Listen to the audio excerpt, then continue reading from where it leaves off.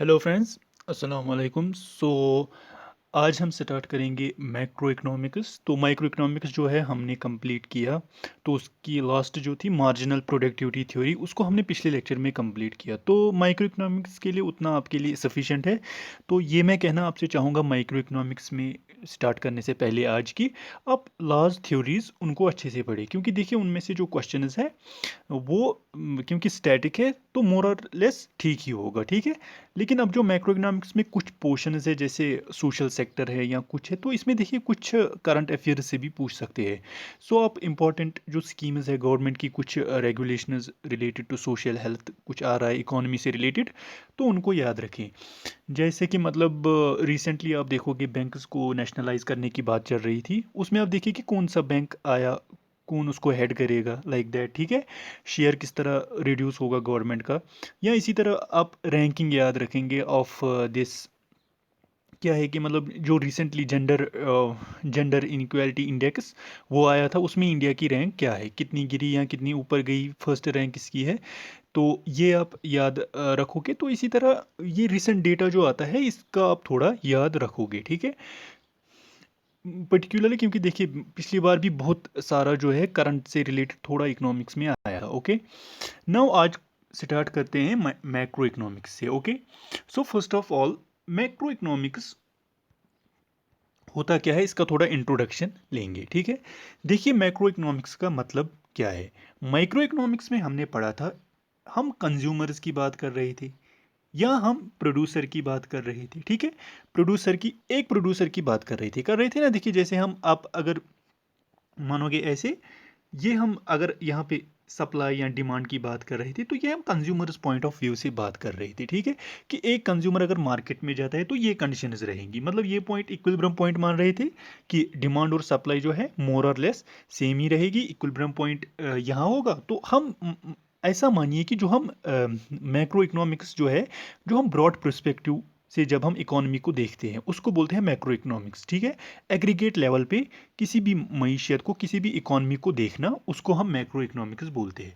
लेकिन micro economics में हम मैक्रो इकोनॉमिक कंडीशन को स्टैटिक मानते थे। जैसे यहाँ पे हम मानते थे कि सप्लाई और डिमांड इंटरसेक्ट कर रहे हैं और मार्केट में जो प्राइसेस बाकी कंज्यूमर को मिल रहा है, अगर कोई भी हम देख रहे थे तो बाकी कंडीशंस हम सेम रख रहे थे। और हम स्टडी कर रहे थे इंडिविजुअल कंज्यूमर का बिहेवियर, एक कंज्यूमर, एक फर्म, एक प्रोड्यूसर, इसका बिहेवियर क्या था, ठीक है। जैसे हमने अगर रिकार्डियन थ्योरी ऑफ रेंट पढ़ा, ठीक है, तो उसमें भी हमने देखिए हमने क्या माना, जो मार्केट कंडीशंस परफेक्ट मानी, तो हमने ये माना कि जो सप्लाई और डिमांड है मार्केट में at the aggregate level constant है, उस पर कोई चेंज नहीं आ रहा है।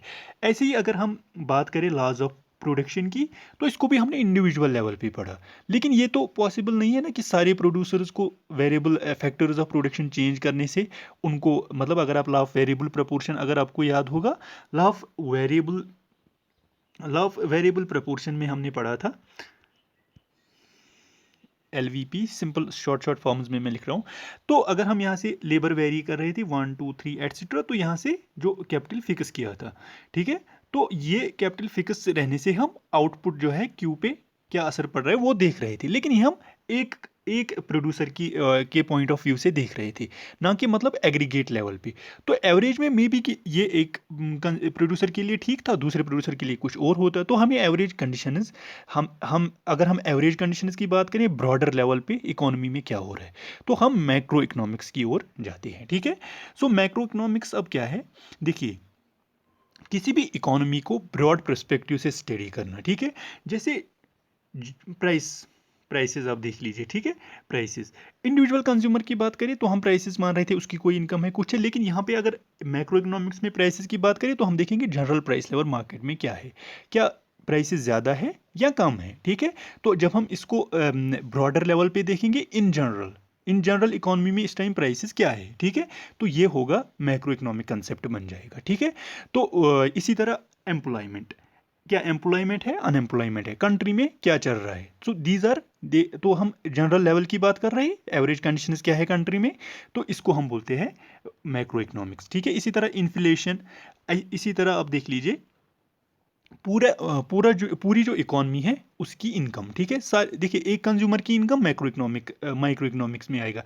लेकिन अब सारे कंज्यूमर जो भी कंट्री में रह रहे हैं उनकी इनकम अगर हमें निकालनी हो तो हम बात करेंगे नेशनल इनकम की, एनआई। तो सारे कंज्यूमर सॉरी सारे जो सिटीजन्स है किसी भी कंट्री में उन सारों की कितनी इनकम है तो नेशनल इनकम में आएगा। तो ये कॉन्स्टिट्यूट करता है हमारा मैक्रो इकोनॉमिक्स, ठीक है।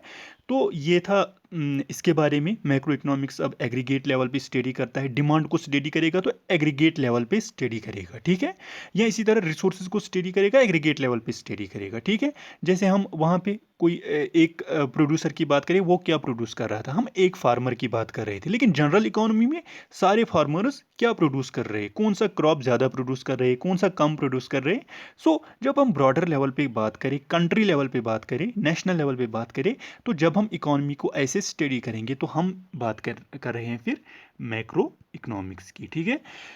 तो यहाँ पे थोड़ा सा हिस्टोरिकल देख लेते हैं। देखिए, फाउंडिंग फादर ऑफ इकोनॉमिक्स अगर हम देखें वो एडम स्मिथ है, ठीक है। तो इन्होंने, देखिए, इससे पहले जो इकोनॉमिक्स था उसको हम कहते थे political economy, right. Political economy मतलब इससे पहले जो इकोनॉमिक्स था एज सेपरेट सब्जेक्ट नहीं था, या फिलॉसफी के साथ इसको पढ़ा जाता था। तो founding father of economics Adam Smith है, ठीक है। तो उसने एक बुक लिखी थी, wrote an inquiry into the nature and the cause of wealth of the nations, तो 1776 में लिखी थी। तो ये स्कॉटिश इकोनॉमिस्ट थे। तो इनका नाम और इनकी बुक का नाम ये आप याद रखोगे, मे भी पूछा जा सकता है, ठीक है। तो इसी तरह तो he is the founding father of economics, ठीक है।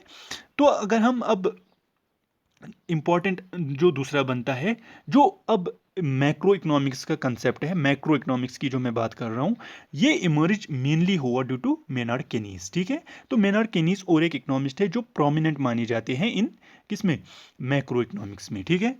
तो फादर ऑफ मैक्रो इकोनॉमिक्स भी इन्हें कहा जाता है, ठीक है। तो मैक्रो इकोनॉमिक्स इमर्ज कहाँ से हुई, एज ए सेपरेट ब्रांच 1930।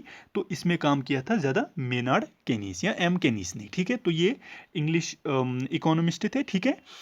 तो इकोनॉमिक इन्होंने, हाँ, इनकी जो दो इंपॉर्टेंट बुक्स थी ये भी आप याद रखोगे। The economic consequences of the peace 1919 में लिखी थी during the first world war, और फिर general theory of employment, interest and money 1936, ठीक है। तो इन बुक्स के नाम ये आप याद रखोगे, किसने कौन सी बुक लिखी थी, कब क्या काम किया था किसमें, तो ये थोड़ा इंपॉर्टेंट हो जाता है, ठीक है। तो इन दो बुक्स जो मेनार्ड केनीज ने लिखी थी, economic consequences of the peace world war first के दौरान 1919 में, ठीक है। तो वर्ल्ड वॉर फर्स्ट 1914 से 20 तक ऐसे ही कुछ चला था। तो ऐसे सेकंड, फिर जो उसके बाद general theory of employment, interest and money 1936 में लिखा।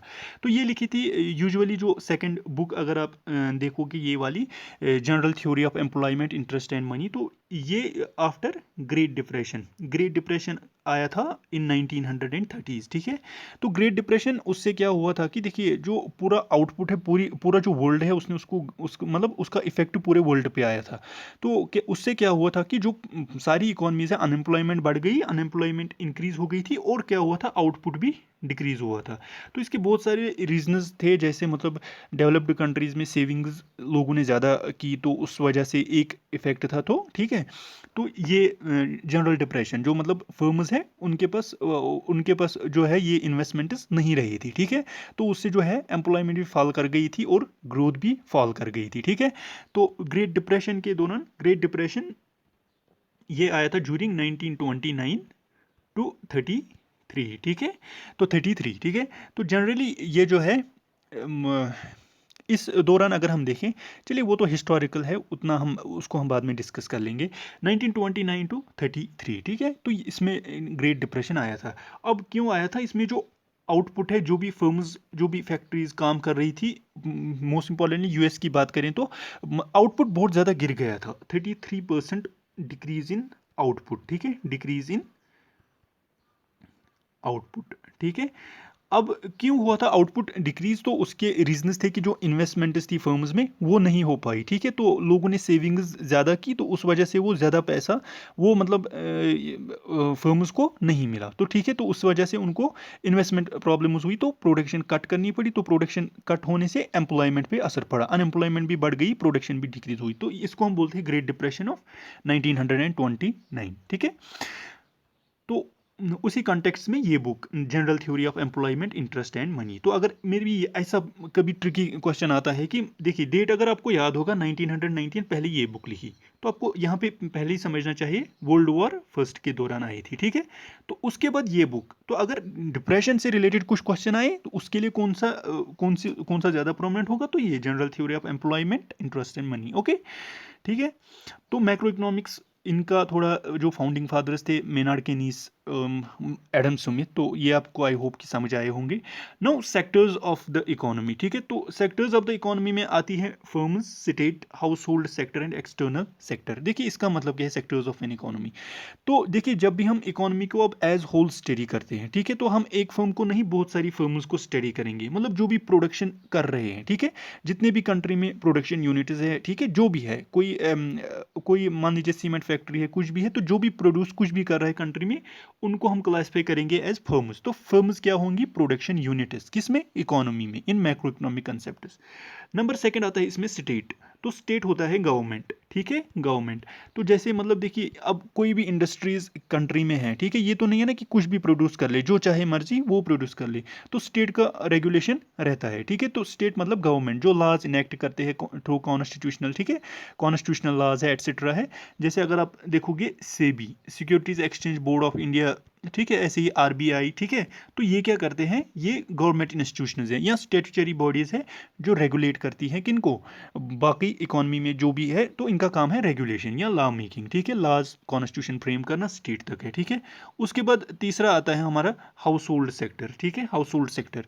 तो हाउस होल्ड सेक्टर देखिए, अब हाउस होल्ड सेक्टर का मतलब है जो भी कंज्यूमर्स, जो भी प्रोड्यूसर्स, ठीक है, कोई भी जो मतलब इंडिविजुअल कंज्यूमर या कोई भी फैमिली, वो हाउस होल्ड सेक्टर्स है जो डिपेंडेंट रहते हैं फर्म्स और स्टेट्स पे, है ना, मतलब जो कंज्यूम करते हैं और जो प्रोड्यूस भी करते हैं, मतलब ये मान ली इंडिविजुअल्स इन एन इकोनॉमी, ठीक है। फर्म्स प्रोडक्शन यूनिट, स्टेट्स जो लॉज बनाती है, और हाउस होल्ड सेक्टर ये होते हैं जो भी मतलब फैमिलीज एटसेट्रा इंडिविजुअल्स इकोनॉमी में होते हैं, जो परचेज करते हैं, कंज्यूम करते हैं, उनको हम बोलते हैं हाउस होल्ड सेक्टर, ठीक है। तो उसके बाद जो लास्ट वन आता है एक्सटर्नल सेक्टर। एक्सटर्नल सेक्टर का मतलब है देखिए एक्सपोर्ट एंड इंपोर्ट, ये आपने वर्ड सुना होगा, एक्सपोर्ट जो हम बाहर बेचते हैं, ठीक है, इंपोर्ट जो हम खरीदते हैं, ठीक है, इंपोर्ट जो हम खरीदते हैं। तो एक्सपोर्ट और इंपोर्ट से मैं आपको एक क्वेश्चन पूछना चाहूँगा। रिसेंटली बात चल रही थी बिटवीन इंडिया एंड पाकिस्तान कि पाकिस्तान ने डिसाइड किया था कि हम इंपोर्ट करेंगे कुछ फ्रॉम इंडिया। तो आप मुझे बोल सकते हो किस क्रॉप की वो बात कर रहे थे जो वो इंपोर्ट करना चाहते थे, लेकिन किया तो नहीं, वैसे छोड़ दिया, लेकिन आप मुझे बोलिए उस क्रॉप का नाम, कौन सा क्रॉप इंपोर्ट करना चाहते थे, ठीक है।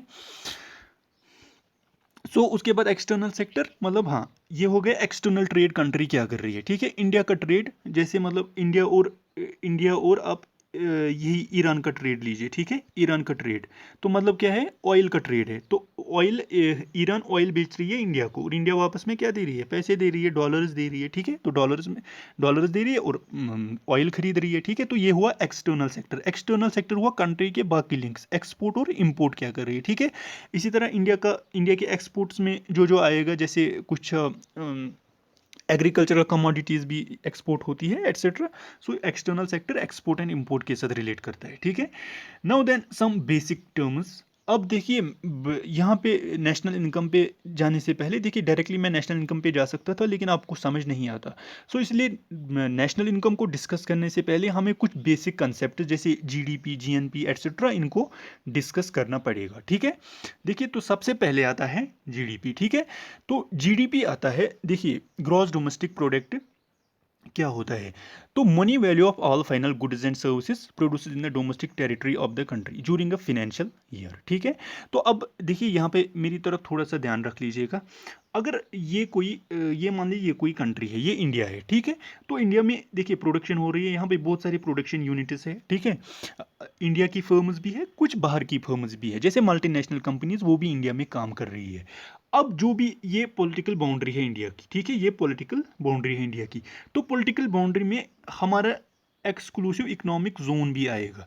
तो एक्सक्लूसिव इकोनॉमिक जोन का मतलब है जो भी हम मतलब अगर हम जाए अप टू दिस जो हमारी ओशंस हैं, ये जो हाँ जो ओशंस है, जो वाटर्स है, जो इंडिया के अंदर आती है, तो उसको बोलते हैं एक्सक्लूसिव इकोनॉमिक जोन। तो एक्सक्लूसिव इकोनॉमिक जोन को मिला के जो भी ये पॉलिटिकल बाउंड्री है, ठीक है, इस इस कंट्री में जो भी प्रोड्यूस हो रहा है, ठीक है, तो इस कंट्री में ये मान लीजिए इंडिया है, तो इंक्लूडिंग एक्सक्लूसिव इकोनॉमिक जोन, ठीक है, जहाँ तक मतलब मेरी टाइम एक्टिविटीज़ जहाँ तक इंडिया को परमिट है, मतलब फिशिंग रिसोर्सेज जहाँ तक मिल रहे हैं, ठीक है, तो उसको हम बोलते हैं एक्सक्लूसिव इकोनॉमिक जोन। तो जो भी इस डोमेस्टिक टेरिटरी में एक साल में प्रोड्यूस होगा, एक साल में प्रोड्यूस होगा, जितने भी गुड्स और सर्विसेज प्रोड्यूस होंगे, ठीक है, goods as well as services, ठीक है। तो गुड्स सर्विसेज मैंने बोला था आपको पहले ही, गुड्स और सर्विसेज क्या होता है, गुड्स जो टेंजिबल और सर्विसेज जो इंटेंजिबल, ठीक है। तो जनरली जो कुछ भी गुड्स और सर्विसेज इस इंडिया में इस पॉलिटिकल बाउंड्री के अंदर दी जा रही है, और इससे प्लस क्या होगा, इसको क्या क्या और ऐड होगा। एक तो देखिए डोमेस्टिक टेरिटरी आएगी सारी, ठीक है, डोमेस्टिक टेरिटरी या political boundary of the country, plus क्या आएगा, मिलिट्री एस्टेब्लिशमेंट्स, ठीक है, मिलिट्री एस्टेब्लिशमेंट्स। आप मान लीजिए, देखिए अगर मतलब देखिए जैसे यूएसए में यूएसए की मिलिट्री कहाँ है, अफगानिस्तान में, ठीक है, तो वो जो सर्विसेज दे रही है वो काउंट होंगी यूएसए की जीडीपी में, ना कि अफगानिस्तान की जीडीपी में, ठीक है। तो ये है मिलिट्री एस्टेब्लिशमेंट्स, मतलब फॉरेन में कुछ मिलिट्री एस्टेब्लिशमेंट्स होते हैं, ठीक है। ऐसे ही आप मान लीजिए कंसुलेट्स, ठीक है, कंसुलेट्स, ठीक है। तो ऐसे ही कुछ एम्बेसीज होती है ना, जैसे यूएसए की हर किसी कंट्री की किसी न किसी जगह एम्बेसी होती है, ठीक है। तो कुछ कल्चरल सेंटर्स, तो जो भी वो एक तो जो अब आपने क्या याद रखा, एक तो जो पॉलिटिकल बाउंड्री है, ठीक है, इसमें एक्सक्लूसिव इकोनॉमिक जोन EEZ, जो मतलब जहाँ तक मेरी टाइम एक्टिविटी अलाउड है, प्लस क्या आएगा, जो अब इस पॉलिटिकल बाउंड्री को के अलावा जो मिलिट्री एस्टेब्लिशमेंट्स है, ठीक है, जैसे अफगानिस्तान के ट्रूप्स है सॉरी यूएसए के ट्रूप्स अफगानिस्तान में, इसी तरह कुछ एम्बेसीज है, ठीक है, कंसुलेट्स है, बाकी है, ठीक है। तो जो भी मतलब अब बाहर काम कर रहे हैं, और जो पॉलिटिकल बाउंड्री, ये सारा इसमें जो भी प्रोड्यूस हो रहा है गुड्स और सर्विसेज, उसको हम बोलते हैं जीडीपी, ग्रॉस डोमेस्टिक प्रोडक्ट, ठीक है, उसको बोलते हैं हम gross domestic product. Okay, now यहाँ पे अब मैंने बोला final goods and services. Final goods and services का मतलब है हम खाली वो गुड्स एंड सर्विसेज लेते हैं जो फिनिश्ड है या जो सोल्ड किए हैं, ठीक है। देखिए गुड्स की दो दो दो टाइप्स होती है, ठीक है। गुड्स अगर हम लिखें यहाँ पे, अगर हम गुड्स को लिखें, गुड्स एक तो होती है कैपिटल गुड्स CG, एक तो होती है कंज्यूमर गुड्स, ठीक है, consumer capital goods, consumer goods, ठीक है। तो ये होती है फाइनल गुड्स। कैपिटल गुड्स और कंज्यूमर गुड्स फाइनल गुड्स होती हैं, ठीक है। कैपिटल गुड्स जो फर्दर प्रोडक्शन प्रोसेस में यूज होते हैं, ठीक है, ये हमने पिछली बार भी पढ़ा था। कैपिटल गुड्स जैसे मतलब अगर कोई कार है, ठीक है, कोई फर्म अगर कार बना रही है, ठीक है, तो उनके लिए वो कैपिटल गुड है, ठीक है, क्योंकि वो प्रोड्यूस कर रहे हैं बेचने के लिए। और अगर कार को कोई कंज्यूमर खरीद रहा है अपने लिए पर्सनल चॉइस के लिए, तो एक फिनिश्ड गुड बन गया, ठीक है। तो गुड्स फाइनल कब होती है, जो हम सेल करते हैं, ठीक है, सेल करते हैं, तो उनको बोलते हैं फिनिश्ड गुड्स। अब इंटरमीडिएट वो होता है जो मतलब देखिए जो प्रोडक्शन प्रोसेस में यूज होते हैं। जैसे आप मान लीजिए एग्जांपल ले लीजिए फाइनल गुड्स एंड सर्विसेज। हम खाली फाइनल गुड्स और सर्विसेज का वैल्यू जो है, जो उनका मनी वैल्यू है, वो हम जीडीपी में काउंट करते हैं। और फाइनल गुड्स एंड सर्विसेज में आती है कौन, एक तो कैपिटल, इसमें दो आती हैं, final goods and services sold out goods है, तो इसमें इंटरमीडिएट गुड्स नहीं आती है। इंटरमीडिएट गुड्स, और यहाँ पे लीजिए देखिए, एक तो फाइनल, ये इंटरमीडिएट एंड फाइनल दो है, इंटरमीडिएट और फाइनल गुड्स, ठीक है। इंटरमीडिएट का मतलब है, देखिए अगर हम वीट की एग्जांपल ले लें, ठीक है, वीट यूज करता है जो रोटियां बनाते हैं, यूज करता है टू मेक ब्रेड, तो वीट जो है उसके लिए इंटरमीडिएट गुड है, ठीक है। तो इसी तरह फाइनल गुड्स जो है, जैसे कंप्यूटर, पर्सनल कंप्यूटर लाया, ठीक है, इसी तरह कुछ आप मान लीजिए किसी ने कार लाई, ठीक है, तो ये होते हैं फाइनल गुड्स, ठीक है। तो इंटरमीडिएट गुड्स जो प्रोडक्शन प्रोसेस में यूज होते हैं। तो वीट को हम एज सच जीडीपी में इंक्लूड नहीं करेंगे अगर वो इंटरमीडिएट है किसी के लिए, ठीक है। जैसे अगर हमें इनकम निकालनी है किसी भी रोटी बनाने वाले की, ठीक है, ये है ब्रेड मेकर, ठीक है, ब्रेड मेकर, तो इसकी इनकम निकालनी है। हम साल में देखेंगे इसने कितना कमाया, कितनी रोटियां बनाई, तो पूरे साल का इसने जो प्रोड्यूस किया, तो वो जीडीपी में काउंट होगा। लेकिन सेपरेटली हम वीट को अलग से काउंट नहीं करेंगे, क्योंकि वीट जो है वो इंटरमीडिएट था, वो ऑलरेडी काउंट हुआ इसकी इनकम में, ठीक है।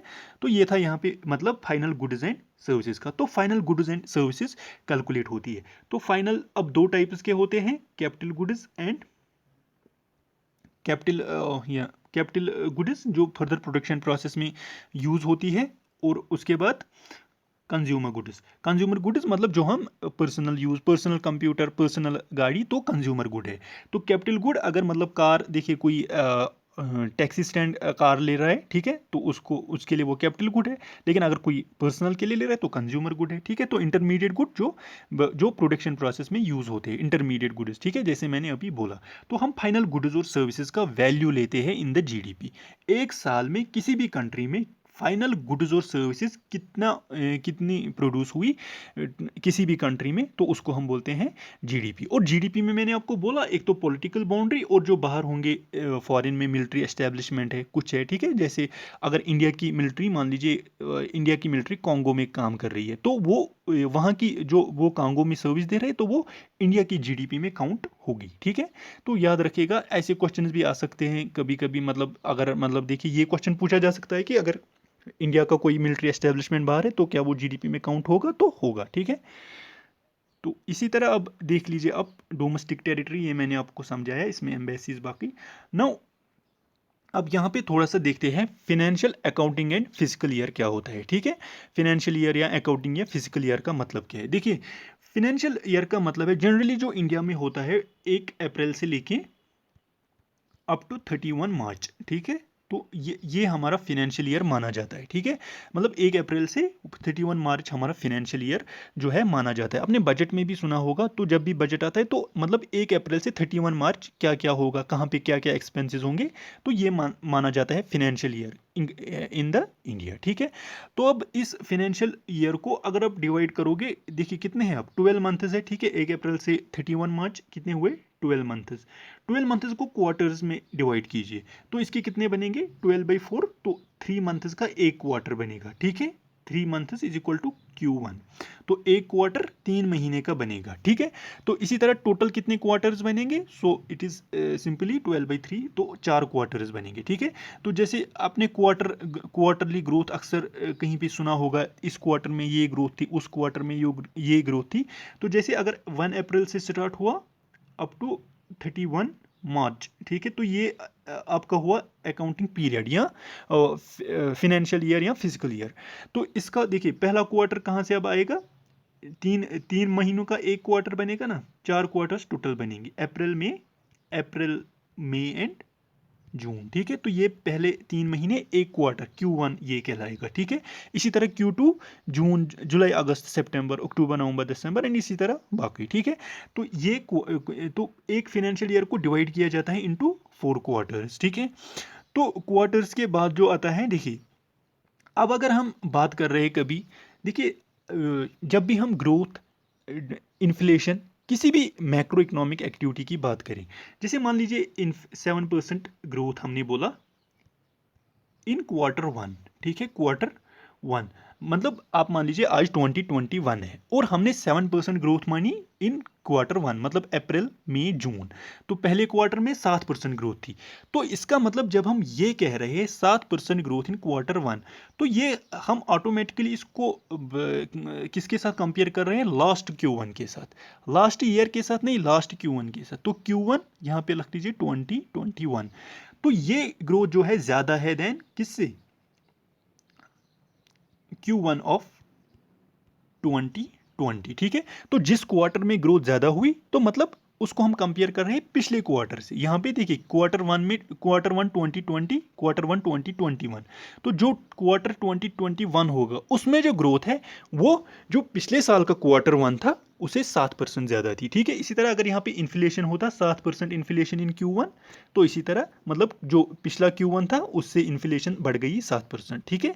इसी तरह अगर आप देखोगे, देखिए यहाँ पे 8% इन्फ्लेशन Q3 में, ठीक है, Q3, तो इसका मतलब मान लीजिए 2021, तो इसका मतलब है 8% इन्फ्लेशन इंक्रीज हो गई देन लास्ट ईयर Q3, ठीक है। लास्ट ईयर का जो Q3 था 2020 में, तब से वहां पे इन्फ्लेशन क्या थी, आज से 8% ज़्यादा है, ठीक है, आज 8% ज़्यादा है। तो कॉरस्पॉन्डिंग क्वार्टर्स हम मैच करते हैं, चाहे ग्रोथ निकाले, फिजिकल कुछ भी निकाले, तो कॉरस्पॉन्डिंगली हम इनको ऐड करते हैं, ठीक है। तो जैसे Q1 के साथ रिलेटेड होगा, इसी तरह Q2 के साथ रिलेटेड होगा, और इसी तरह क्वार्टर थ्री के साथ रिलेटेड होगा, ठीक है। तो ये यहाँ पे था। नाउ इसके बाद जो आता है ग्रॉस नेशनल प्रोडक्ट। देखिए अब हमने पढ़ा जीडीपी, ठीक है, ग्रॉस डोमेस्टिक प्रोडक्ट। इसमें मैंने आपको बोला political boundary including exclusive economic zone और जो बाहर मिलिट्री एस्टेब्लिशमेंट्स होंगे।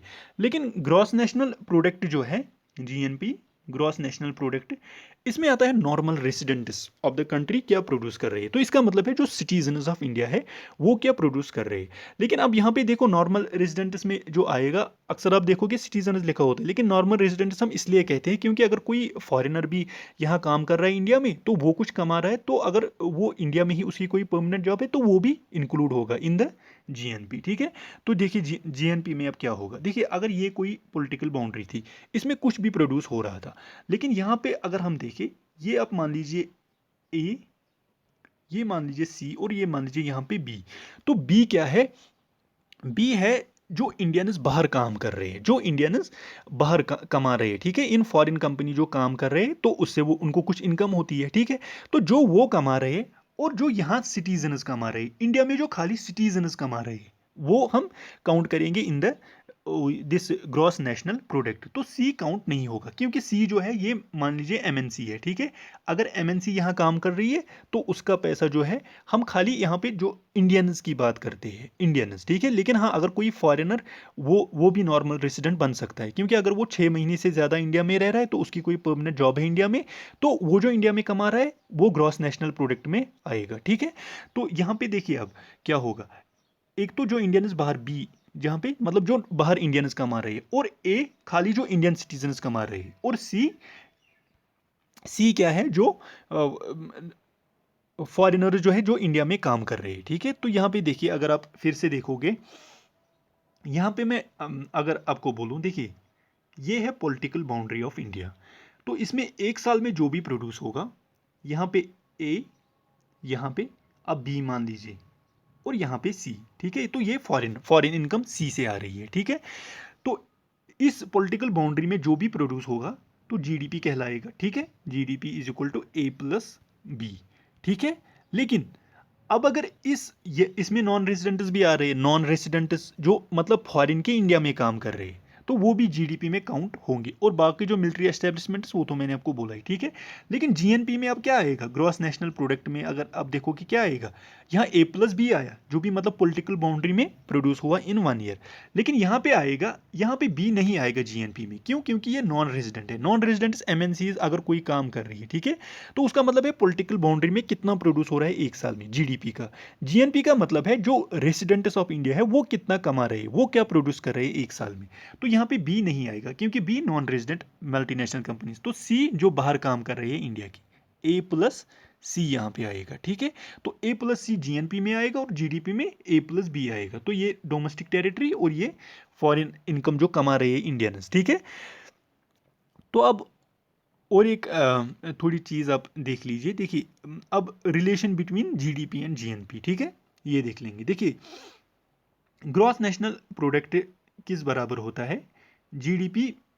अब एक सेकंड आपको मैं थोड़ा बोलूँगा net factor income from abroad क्या होती है, ठीक है। देखिए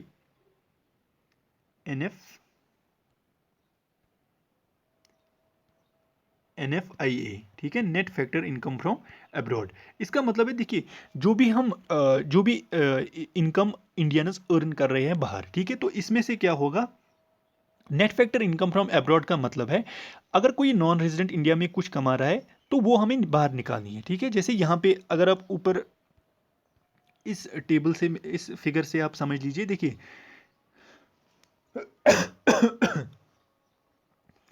ए है नॉन रेजिडेंट्स, ठीक है, नॉर्मल रेजिडेंट्स जो इंडियन सिटीजन है जो इंडिया में काम कर रहे हैं। ये पोर्शन आप मान लीजिए ये है इंडिया, ठीक है। तो ये अगर खाली इस पोर्शन की बात करें तो जीडीपी की बात कर रहे हैं, ठीक है।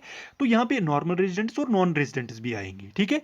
तो जीडीपी में क्या आएगा, एक तो ए और सी, ठीक है, ए प्लस सी, ठीक है। लेकिन जो बी है ये है आउटसाइड कंट्री इनकम, जो मतलब इंडियंस बाहर कमा रहे हैं, ठीक है।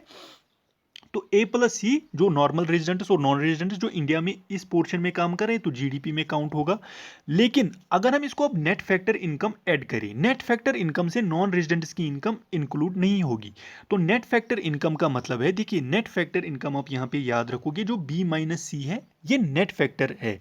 तो बी देखिए यहाँ पे ये पार्ट बी, यहाँ पे मान लीजिए आप बी, यहाँ पे देखिए ये मान लीजिए फॉरेन, ठीक है, ये फॉरेन की इनकम है, ये शेडेड रीजन, ठीक है, ये मान लीजिए ये है बी। तो देखिए अब जो जीडीपी में है ये ए प्लस सी काउंट होगा, ठीक है, जीडीपी में ए और सी दोनों काउंट होंगे क्योंकि ये पॉलिटिकल बाउंड्री में प्रोड्यूस हो रहा है। लेकिन बी जो है, बी क्या है, ये बाहर की इनकम है जो इंडियंस बाहर कमा रहे हैं, ठीक है। तो अगर हम देखिए अब बी में अब कौन सी इनकम आएगी, बी मतलब है टोटल कितनी इनकम आ रही है अब्रॉड से, ठीक है। तो उसमें जो है नॉन रेजिडेंट्स की इनकम माइनस करनी है। तो बी में जब हम सी माइनस करेंगे, ठीक है, तो वहां से निकलेगा net factor income from abroad, उसी को हम बोलते हैं NFIA, ठीक है। तो इंडिया में जो इनकम आ रही है, जो एक तो पॉलिटिकल बाउंड्री जो भी जीडीपी प्रोड्यूस हो रहा है, तो NFIA net factor income from abroad ये बाहर से जो इनकम आती है, लेकिन नॉन रेजिडेंट्स की इनकम उसमें ऐड नहीं होगी। तो इसलिए ए प्लस सी ये जीडीपी और प्लस बी माइनस सी क्यों आएगा, क्योंकि देखिए net factor income from abroad में हमें जो नॉन रेजिडेंट्स की इनकम है वो बाहर निकालनी है। तो यहाँ पे सी और सी कट होगा और जीएनपी आएगा ए प्लस बी, ठीक है। तो relation between GDP and GNP, ठीक है। तो ग्रॉस नेशनल प्रोडक्ट अब किस बराबर होगा, देखिए जीडीपी में आप ऐड कर लीजिए net factor income from abroad NFIA, ठीक है, net factor income from abroad, ठीक है। जीडीपी में आप जीएनपी किस बराबर आएगा, अब जीडीपी को आप net factor income from abroad जब ऐड करोगे तो ग्रॉस नेशनल प्रोडक्ट निकल के आएगा, ठीक है। तो ग्रॉस नेशनल प्रोडक्ट जो इंडियंस प्रोड्यूस कर रही है, ठीक है, जो इंडियंस कमा रहे हैं, ठीक है, और ग्रॉस डोमेस्टिक प्रोडक्ट जो भी पॉलिटिकल बाउंड्री में प्रोड्यूस हो रहा है, ठीक है। तो ऐसे ही यहाँ पे याद रख लीजिए, देखिए net factor income from abroad, अगर अब ये कोई टेरिटरी है, ये मान लीजिए इसमें रेजिडेंट्स और नॉन रेजिडेंट्स ए बी और ये सी, ये फॉरेन इनकम है, ठीक है। फॉरेनर जो इंडियन जो मतलब फॉरेन इनकम का मतलब जो इंडियंस बाहर काम कर रहे हैं, इंडिया से बाहर कमा रहे हैं, तो ये सी है और ये ए बी, ठीक है। तो ए बी क्या है, जीडीपी किस बराबर आएगा, ए प्लस बी, ठीक है। यहाँ पे इसको देख लीजिए ए प्लस बी आएगा जीडीपी, ठीक है। लेकिन net factor income from abroad क्या आएगा, ये सी देखिए, ये मतलब जो इंडियंस बाहर कमा रहे हैं, लेकिन देखिए उसमें क्या होगा, ये जो बी है ये माइनस करना पड़ेगा, मतलब सी जो है, सी में से बी बाहर निकालना पड़ेगा, क्यों, क्योंकि net factor income from abroad है जो इंडिया के अंदर इनकम आ रही है, तो उसमें से ये जो बी है ये नॉन रेजिडेंट है, तो ये बाहर निकालनी है। तो यहाँ से देखिए plus B minus B, B और बी कट होगा, तो ये आएगा ए प्लस सी, मतलब देखिए जीडीपी ये ए और सी, ठीक है, जो भी बाहर इनकम आ रही है, जीडीपी को net factor income from abroad जब ऐड करेंगे तो हमें ग्रॉस नेशनल प्रोडक्ट मिलेगा, ठीक है। तो ये आप आई होप कि आपको समझ आया होगा, कोई डाउट हो तो पूछिएगा, ठीक है। तो net factor income from abroad जो नॉर्मल रेजिडेंट्स इंडिया और अब्रॉड में कमा रहे हैं, तो net factor income from abroad, ठीक है। तो अब अगर देखिए यहाँ पे आप थोड़ा सा याद रख लीजिए, अगर कोई इंडियन है, ठीक है, इंडियन अगर वो काम कर रहा है यूएस एम्बेसी में, ठीक है, यूएस एम्बेसी में कोई इंडियन है वो यूएस एम्बेसी में काम कर रहा है, तो इस इंडियन की जो ये कमा रहा है जीडीपी में काउंट नहीं होगा, क्योंकि देखिए वो यूएस एम्बेसी में काम कर रहा है। तो यूएस एम्बेसी किसकी सर्विसेज दे रही है, यूएस के लिए सर्विस दे रही है, तो इंडियन की जो वो इंडियन वहाँ पे काम कर रहा है तो उसकी इनकम जो है जीडीपी में काउंट नहीं होगी। लेकिन जब अगर हम फिर net factor income from abroad देखें तो उसकी इनकम जो है ग्रॉस नेशनल प्रोडक्ट में ऐड होगी, ठीक है। तो यहाँ पे मान लीजिए, देखिए ये है कोई पर्सन, ये कर रहा है काम इन यूएस एम्बेसी, ठीक है, यूएस एम्बेसी, यूएस एम्बेसी। तो इस पर्सन की जो भी ये कमा रहे साल में, तो ये काउंट होगा इन जीडीपी में, ये काउंट नहीं होगा, ठीक है, जीडीपी में ये काउंट नहीं होगा, क्योंकि देखिए एम्बेसी यूएसए की है तो उसकी सर्विसेज जो है वो यूएसए अपनी जीडीपी में काउंट करेगी, ना कि इंडिया, ठीक है। तो इसी तरह, लेकिन हाँ अब ये इंडियन है, ठीक है, इंडियन है लेकिन यूएस में काम कर रहा है, तो मतलब रेजिडेंट है इंडियन का, तो जीएनपी में इसकी इनकम काउंट होगी, ठीक है। तो जीएनपी में जैसे मैंने टिक मारा उसमें काउंट होगा, लेकिन जीडीपी में ये काउंट नहीं होगा, ठीक है, क्योंकि ग्रॉस नेशनल प्रोडक्ट वो होता है जो इंडियन रेसिडेंट्स कमा रहे हैं, और ग्रॉस डोमेस्टिक प्रोडक्ट होता है जो भी पॉलिटिकल बाउंड्री में प्रोड्यूस हो रहा है, ठीक है ना। उसके बाद जो आता है factor inputs versus non factor inputs. तो देखिए इसका मतलब क्या है। देखिए फैक्टर इनपुट्स का मतलब है प्राइमरी इनपुट्स, जैसे हमने लैंड, लेबर, कैपिटल, एंटरप्रेन्योरशिप पढ़ा था फैक्टर्स ऑफ प्रोडक्शन में। तो जो भी फैक्टर इनपुट्स का मतलब है जो वैल्यू एडिशन करते हैं, ठीक है, मतलब लैंड, लेबर, कैपिटल और एंटरप्रेन्योरशिप, इन्हीं को यूज करके हम बाकी प्रोडक्ट्स बनाते हैं। इकोनॉमी में बाकी गुड्स और सर्विसेज बनाने के लिए हमें ये 4 फैक्टर्स ऑफ प्रोडक्शन जरूरत पड़ती है, तो इनको हम प्राइमरी इनपुट्स कहती है। या वैल्यू एडिशन करने के लिए land, labour, capital and entrepreneurship जरूरत लगता है, ठीक है।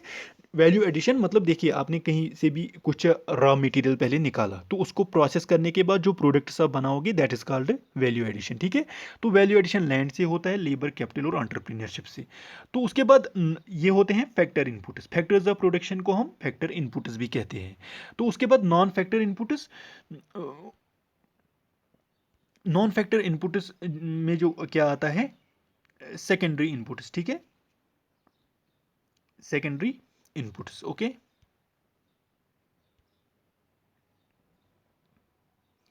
नॉन फैक्टर इनपुट्स में सेकेंडरी इनपुट्स आती है, जैसे रॉ मटेरियल, मतलब रॉ मटेरियल वैल्यू एडिशन में हम काउंट नहीं करते हैं, ठीक है। तो हम एज्यूम करते हैं कि हम जब भी कोई प्रोडक्शन प्रोसेस करते हैं सिर्फ 4 factors of production land, labour, capital, entrepreneurship के साथ करते हैं, ठीक है। तो उसमें हम जो एज्यूम करते हैं रॉ मटेरियल का वैल्यू नहीं लेते हैं इन वैल्यू एडिशन, ठीक है। तो फैक्टर इनपुट्स जो वैल्यू एडिशन करते हैं, नॉन फैक्टर इनपुट्स जिनको हम काउंट नहीं करते इन वैल्यू एडिशन, ठीक है। तो जीडीपी में हम सिर्फ वैल्यू एडिशन कैलकुलेट करते हैं, मतलब नॉन फैक्टर इनपुट्स का हम वैल्यू जीडीपी में नहीं लेते हैं, ठीक है। जैसे अगर हमने कोई पेन बनाया, ठीक है, तो पेन हमने पहले रॉ मटेरियल एक्सट्रैक्ट किया होगा प्लास्टिक, उसके बाद उसको रिफाइन किया होगा, ठीक है। तो यहाँ मान लीजिए 5 रुपए लगे रॉ मटेरियल एक्सट्रैक्ट करने में, और 2 रुपए लगे इसको ये रिफाइन करने में, तो टोटल कितना हुआ 7 रुपए। लेकिन यहाँ जो वैल्यू एडिशन हुआ वो खाली 2 रुपए का हुआ, ठीक है, 2 रुपए का वैल्यू एडिशन हुआ। तो इसलिए कॉस्ट ऑफ रॉ मटेरियल हम इंक्लूड नहीं करते हैं इन एस्टिमेटिंग क्या, ग्रॉस डोमेस्टिक प्रोडक्ट। तो ग्रॉस डोमेस्टिक प्रोडक्ट में सिर्फ फैक्टर इनपुट्स इंक्लूड होते हैं, नॉन फैक्टर इनपुट्स उनकी कॉस्ट इंक्लूड नहीं होते हैं, ठीक है। तो रॉ मटेरियल इंक्लूड नहीं होगा, खाली जो उस पर वैल्यू एडिशन हुआ, वैल्यू एडिशन हुआ 7 रुपए बना जब इस पर हमने पेन बनाया, तो जो ये 2 रुपए आया तो 2 रुपए वैल्यू एडिशन हुआ, ये काउंट होगा इन द जीडीपी। तो जीडीपी काउंट करता है वैल्यू एडिशन, ओके ना। उसके बाद ग्रॉस वर्सेस नेट। तो देखिए ग्रॉस और नेट में फर्क होता है डेप्रिसिएशन का, ठीक है। तो ग्रॉस में से डेप्रिसिएशन माइनस निकालो, या इसको सीएफसी भी बोलते हैं, कंजप्शन ऑफ फिक्स्ड कैपिटल। तो ग्रॉस में से जब डेप्रिसिएशन माइनस होगा तो वहां से नेट निकल के आएगा। देखिए ग्रॉस नेशनल प्रोडक्ट से हमें बनाना है नेट नेशनल प्रोडक्ट, ठीक है। कैसे बनेगा, ग्रॉस में से माइनस करो डेप्रिसिएशन, ठीक है, या सीएफसी, ठीक है। जैसे यहाँ पे रख लीजिए ग्रॉस में से डेप्रिसिएशन माइनस किया सीएफसी, तो वहाँ इसी तरह gross national product, gross domestic product में नेट फैक्टर, सॉरी, यहाँ पे देखिए ग्रॉस नेशनल प्रोडक्ट हमने ऊपर अब पढ़ा, जीडीपी को net factor income from abroad add करके जो आएगा ग्रॉस नेशनल प्रोडक्ट आएगा। लेकिन जब हम इस ग्रॉस को अब बनाना है नेशनल, तो यहाँ से माइनस करना पड़ेगा डेप्रिसिएशन, ठीक है, डेप्रिसिएशन। तो जब डेप्रिसिएशन माइनस करेगा तो ग्रॉस बन जाएगा नेट, नेट नेशनल प्रोडक्ट। इसी तरह यहाँ से ग्रॉस में जब ये डेप्रिसिएशन माइनस किया तो नेट डोमेस्टिक प्रोडक्ट, ठीक है। तो ग्रॉस नेशनल प्रोडक्ट कब बन जाएगा, अगर ये ग्रॉस नेशनल प्रोडक्ट है, ठीक है। ये कब बन जाएगा,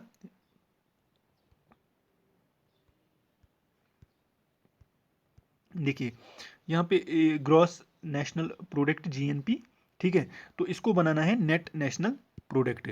कैसे बनाएंगे, तो यहाँ से माइनस करना है फिर डेप्रिसिएशन, ठीक है। जब डेप्रिसिएशन माइनस होगा तो ग्रॉस बन जाएगा नेट, ठीक है। तो नेट कितना आया, ठीक है, तो ये डेप्रिसिएशन माइनस करके हमें नेट नेशनल प्रोडक्ट आएगा। इसी तरह आप यहाँ पे याद रख लीजिए, अब ग्रॉस डोमेस्टिक प्रोडक्ट है तो इसको बनाना है net national, net domestic product, ठीक है। तो नेट डोमेस्टिक प्रोडक्ट कब बन जाएगा, जब इस ग्रॉस में से माइनस करेंगे डेप्रिसिएशन।